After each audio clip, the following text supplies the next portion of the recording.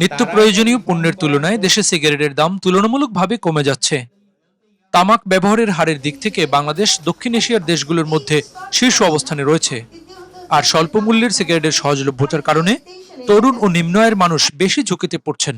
এমন প্রেক্ষাপটে 2026-27 অর্থ বছরের বাজেটে তামাকজাত পণ্যের মূল্য বৃদ্ধি ও কর কাঠামো সংস্কারের দাবিতে সোমবার সকালে রাজধানীর জাতীয় প্রেস ক্লাবে সংবাদ সম্মেলনের আয়োজন করে ন্যাশনাল হার্ট ফাউন্ডেশন হাসপাতাল।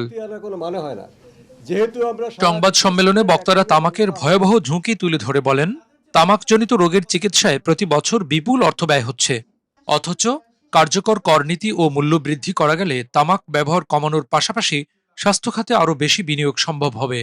প্রতি বছর যে পরিমাণ মানুষ সব রোগ মিলিয়ে মারা যায় বাংলাদেশে, তার মধ্যে প্রায় 17 থেকে 18% মতো মানুষ শুধু এই তামাকজনিত কারণে মারা যায়, যে রোগগুলো হয়।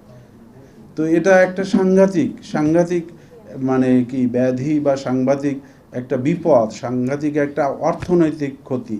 এবং এই যে মানুষগুলো মারা যায় তামাকজনিত কারণে, এরা এমন বয়সে তারা কঠিন রোগে আক্রান্ত হয় যখন তার বেশি মানে জাতির জন্য দেওয়ার ছিল।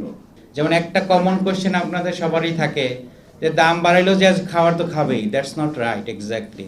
যারা দরিদ্র তার কাছে 5 টাকা ম্যাটার করে। ডেলি যদি সে 10 টাকা খায় 50 টাকা 60 টাকা, তার কাছে 10 টাকা ম্যাটার করে। আরেকটা গ্রুপের কাছে ওই টাকাটা ম্যাটার করে, সেটা হলো অ্যাডোলেসেন্ট, যারা নতুন শুরু করবে।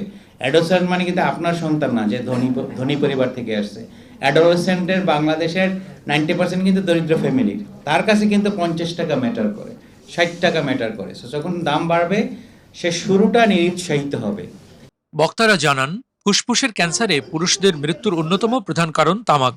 এছাড়া সিওপিডি, নিউমোনিয়া ও যক্ষ্মাসহ নানা জটিল রোগের পেছনেও তামাকজাত দ্রব্যের বড় ভূমিকা রয়েছে। এসব রোগের চিকিৎসা ব্যয় সাধারণ মানুষের জন্য অত্যন্ত কষ্টসাধ্য। এত মৃত্যু, এটা আসলে আমরা যারা এই বিষয়ে কাজ করি বা আমরা যারা বিশেষ করে আমি যেহেতু বক্ষব্যাধি হাসপাতালে কাজ করি, বক্ষব্যাধি হাসপাতালে আপনারা গেলে দেখতে পাবেন যে সিনিয়রিটি কী, যে আমরা এত পেশেন্ট পাই যারা আসছে, এবং আমরা হয়তো কোনোভাবে আমাদের মানে গভর্নমেন্ট সাপোর্ট বা পেশেন্ট সাপোর্ট সব কিছু মিলে আমরা ডায়াগনোসিসটা হয়তো করতে পারি, কিন্তু ম্যাক্সিমাম ক্ষেত্রে কিন্তু আমরা চিকিৎসা আসলে আর করতে পারি না। কারণ যে আপনারা জানেন যে ফুসফুসের ক্যান্সারের চিকিৎসা এত বেশি এক্সপেন্সিভ, এখানে সার্জারি লাগে, রেডিওথেরাপি লাগে, কেমোথেরাপি লাগে, লক্ষ লক্ষ টাকার ব্যাপার।